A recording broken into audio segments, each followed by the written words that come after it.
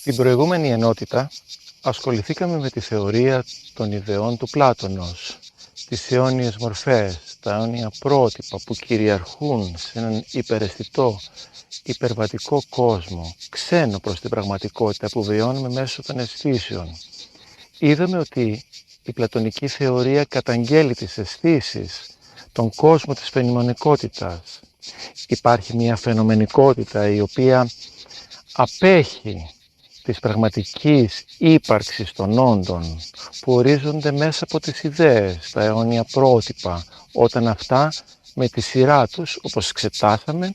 φωτίζονται όπως το φως φωτίζει το αντικείμενο και το μάτι βλέπει καθαρά το αντικείμενο από το αιώνιον αγαθόν, την πρωταρχή του όλου, την αρχή της δημιουργίας όπως την εξηγεί, όπως την θεωρεί ο Πλάτων. Η έννοια των καθολικών όντων, το καθολικό, το universalia όπως ονομάστηκαν, απετέλεσε, θα μπορούσα να ισχυριστώ, το κύριο πιάτο, την ενότητα εκείνη, το κεφάλαιο που ασχολήθηκε η φιλοσοφία κατά τη διάρκεια των μέσων χρόνων. Τα universalia σε αντίθεση με τα κύρια ονόματα, τον νομιναλισμό, την ονοματοκρατία. Η μία πλευρά λοιπόν έλεγε ότι υπάρχουν σαφώς οι καθολικές ιδέες, οι οποίες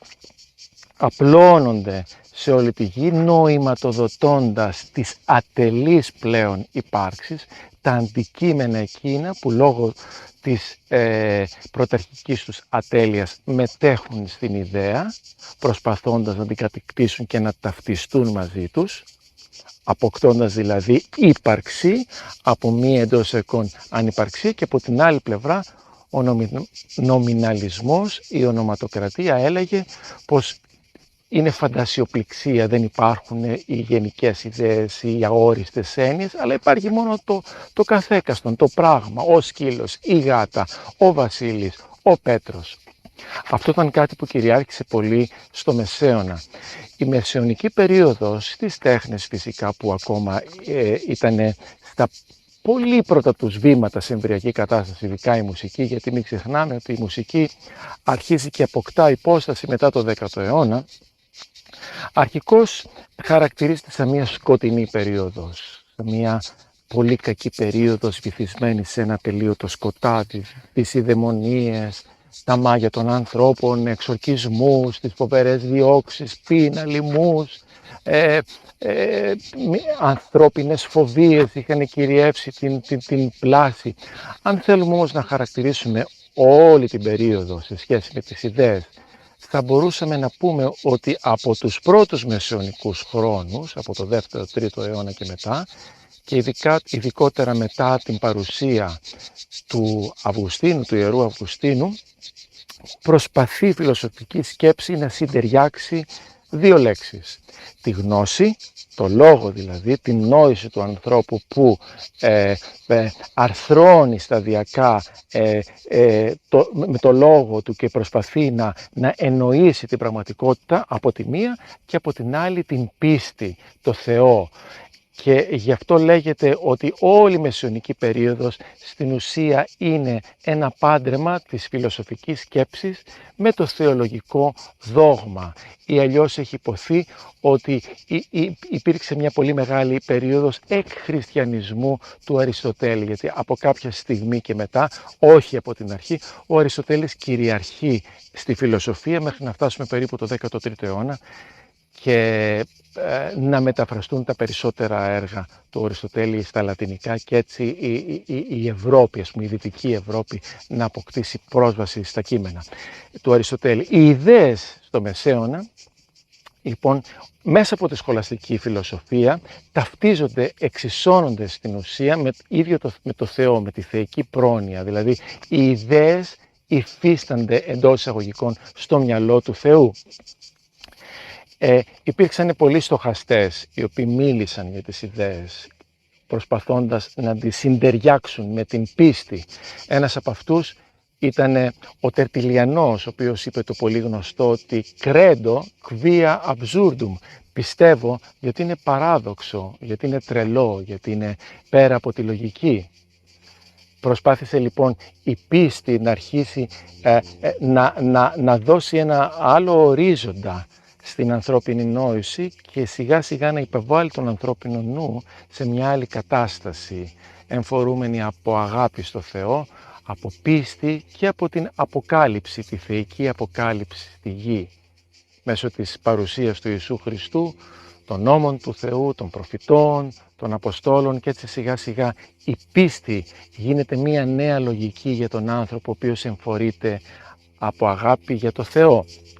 Δεν είναι τυχαίο ότι και κατοπινοί στοχαστές όπως ο Μπλέζ Πασκάλ μας λέει ότι η καρδιά εννοεί πολλά πράγματα που ο νους δεν μπορεί να τα καταλάβει. Υπήρξαν αναμφισβήτητα πολύ μεγάλες μορφές. Θα μπορούσαμε να ξεχωρίσουμε ειδικά στο χώρο της Ανατολής, αν θέλουμε να διαχωρίσουμε τη δυτική σκέψη με την ανατολική, της Ορθοδοξίας, μια πολύ μεγάλη μορφή, τον Άγιο Γρηγόριο Νήσης, τον αδελφό του Μεγάλου Βασιλείου, ο οποίος ακριβώς θέτει την έννοια της πίστης με τον πλέον επαρκή τρόπο, λέγοντας ότι η πίστη στην ουσία είναι μία διάλεκτος, μία οδός που μπορεί ο άνθρωπος να αντιληφθεί τη θεϊκή επιταγή, το θεϊκό μήνυμα, να ψηλαφίσει τη θεϊκή ύπαρξη μέσα από την παρουσία των έργων του Θεού στη γη, ενώ αντίθετα ο λόγος δεν είναι κάτι που πρέπει να αρνηθούμε, δεν είναι κάτι που πρέπει να αποβάλλουμε, αλλά είναι η βάση η οποία θα μας δώσει την κατάλληλη επιχειρηματολογία, θα δυναμώσει το νου μας ώστε ακριβώς να μπορέσουμε να αντιληφθούμε τις γραφές, να αντιληφθούμε το θεϊκό μήνυμα,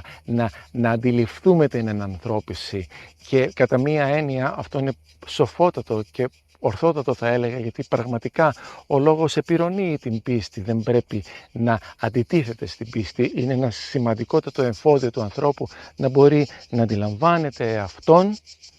και να αντιλαμβάνεται και αυτά που οριακά μπορεί να ψηλαφίσει, φτάνοντας στο τέλος, στα όρια των λογικών νόμων και των αρχών που διέπουν, ορίζουν, καθορίζουν και περιορίζουν το ανθρώπινο συνειδένε, τη διασκεπτική ενέργεια του νου. Έτσι ανακεφαλαιώνοντας, οι ιδέες φεύγουν, απομακρύνονται από το, θα έλεγα, αόριστο περίγραμμα, το αόριστο βασίλειο ενός απρόσωπου αγαθού του Πλάτωνος και τακτοποιούνται, μπαίνουν μέσα, θα έλεγα, μέσα στο χριστιανισμό, μέσα στη θρησκεία, μέσα στο δόγμα, και οι ιδέες γίνονται ναι μεν υπερβατικές, αλλά ταυτίζονται με το Θεό, με τη θεϊκή πρόνοια, με το θεϊκό νου, με τη θεϊκή βούληση, με το θεϊκό σχεδιασμό, και απέχουν μιας απρόσωπης αρχής η οποία ονομάζεται αγαθό και φωτίζει τις ιδέες, και αυτές με τη σειρά τους φωτίζουν τα καθέκαστον και ούτω καθεξής. Άρα συνοπτικά έτσι κυριαρχούν οι ιδέες στο Μεσαίωνα, και να μην ξεχνάμε ότι ο Μεσαίωνας, όλοι αυτοί οι αιώνες, αποτελούν μια μεγάλη μήτρα κυοφορίας πολλών νέων ιδεών, βασικών αρχών της δικαιοσύνης, της ελευθερίας, των πολιτικών βασικών αξιωμάτων, των τεχνών, των επιστημών, που κυοφορήθηκαν σε ένα σκοτεινό πλακούντα του Μεσαίωνα για να αναδειχθούν στους επόμενους αιώνες και να καρποφορήσουν με τον πλουσιότερο τρόπο.